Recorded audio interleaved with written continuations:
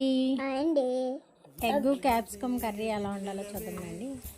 సింపుల్గా భలే చేసుకోవచ్చు, బాగుంటుంది కూడా టేస్ట్.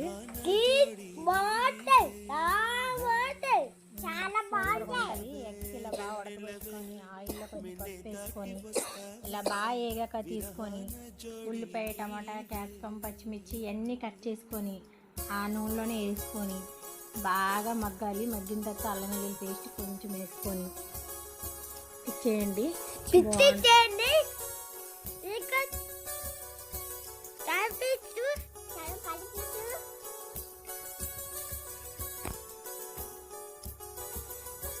ఆ తర్వాత బాగా ఉల్లిపాయలు వేయగాక కారం కూడా వేసుకోండి. క్యాప్సికమ్ కూడా కొంచెం వాటర్ ఉంటుంది కాబట్టి అది ఉల్లిపాయలు వేసుకున్నా సరిపోతుంది.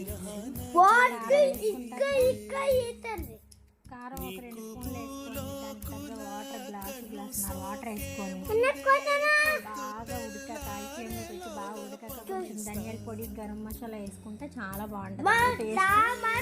మీరు కూడా ట్రై చేయండి. దగ్గర కాకుంటే ఎలా ఉంటుంది కర్రీ క్యాప్సికమ్.